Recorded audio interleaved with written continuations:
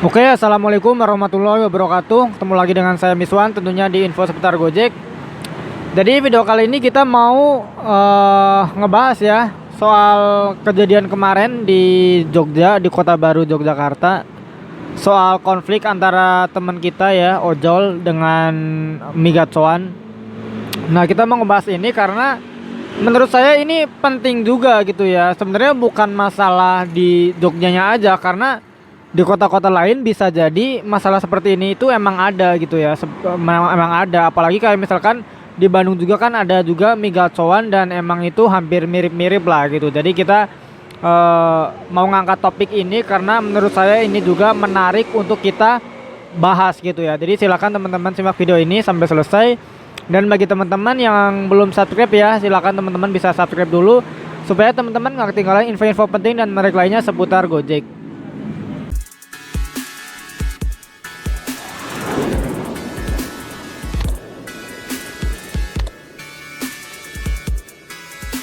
Nah, kita bahas aja ya. Mungkin barangkali kalau misalkan ada teman-teman dari ojol yang domisilinya emang di Jogja yang tahu kronologisnya seperti apa, silakan bisa tulis di kolom komentar atau pendapatnya seperti apa soal migatsoan ini ya.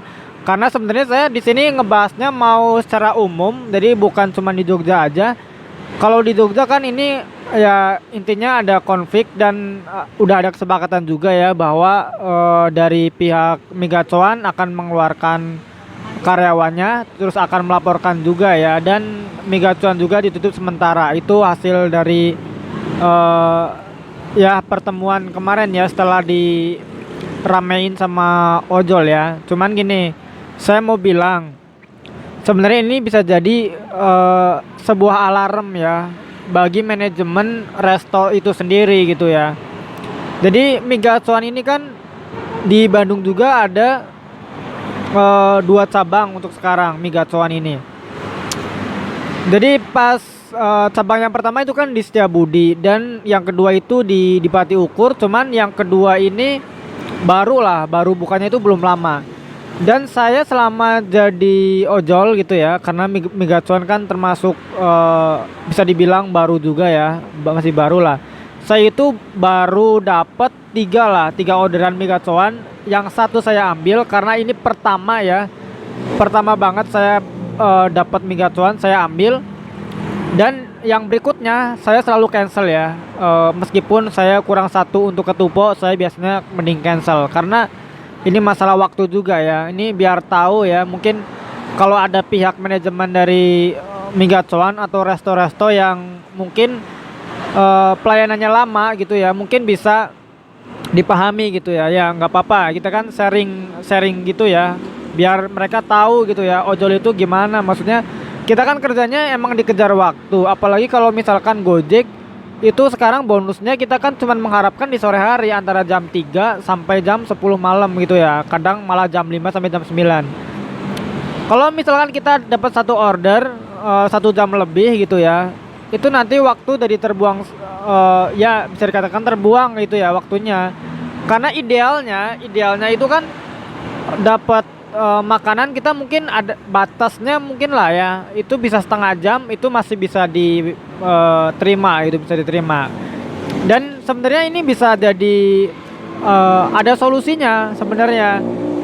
Jadi ini sebenarnya PR juga lah, PR buat manajemen resto-resto yang lama. Sebenarnya itu pasti ada solusi, nggak mungkin nggak ada solusi gitu ya. Kayak misalkan mungkin kalau misalkan jumlah orderan udah terlalu banyak ya, udah terlalu banyak, mungkin bisa di stop dulu ya, di stop dulu kan bisa.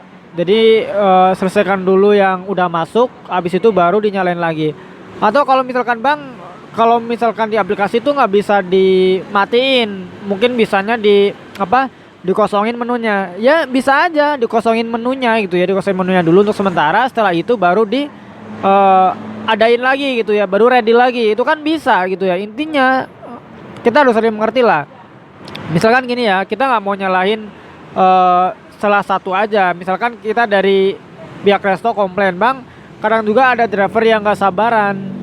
Ya kita kan emang kayak misalkan Gojek ya, Gojek kan dapat restonya itu selalu jauh. Biasanya kita langsung main geser sebelum nyampe di resto. Kalau misalkan di situ udah ada bunyi yang artinya si driver ini udah nyampe di resto, udah langsung bikinin aja, nggak usah nunggu driver datang gitu ya. Kalau misalkan udah digeser atau udah dapat konfirmasi lewat telepon. Jadi kalau misalkan driver udah telepon, udah mau ambil ya bisa lah langsung sediain gitu ya. Kita sebenarnya nggak masalah juga kalau misalkan lama untuk menyediakan makanan.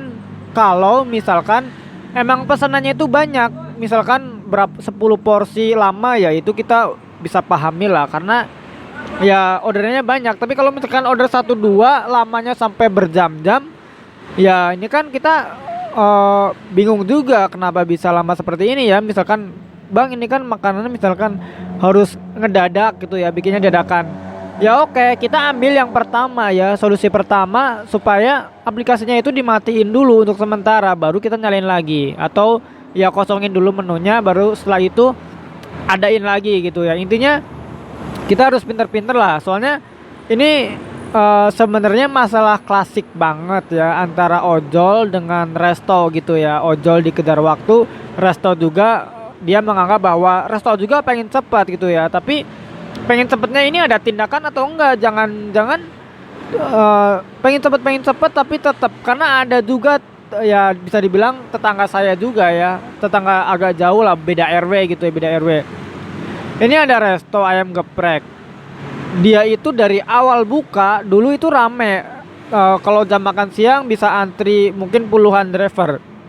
Dia cuman pakai satu kompor. Dan anehnya kita udah beberapa kali bilang, bang jangan cuma satu kompor. Kalau satu kompor nanti bakal lama gitu ya. Tapi sampai sekarang masih aja satu kompor. Sampai dulunya rame banget, sampai sekarang agak sepi, masih satu kompor kan. Jadi sebenarnya memang harus ada tindakan yang emang bener-bener nyata ya dari resto supaya lebih cepat lagi gitu ya. Karena ya kita bekerjanya kan emang bener-bener dikejar waktu lah. Kita juga menghargai ya, bukan kita nggak menghargai resto.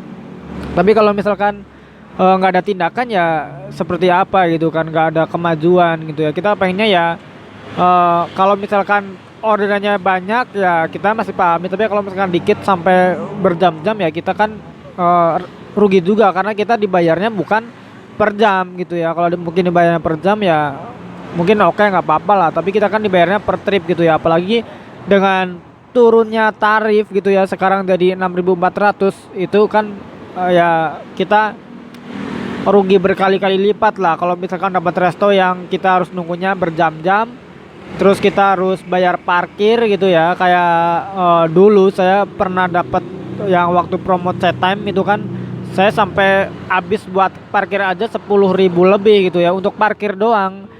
Apalagi kita kalau misalkan ngantarnya ke tempat yang parkir lagi gitu ya, itu kan dari double ya, udah nunggunya lama sampai 7 jam malah dulu saya set time itu ya. Makanya saya bayar parkir itu sampai puluhan ribu ya.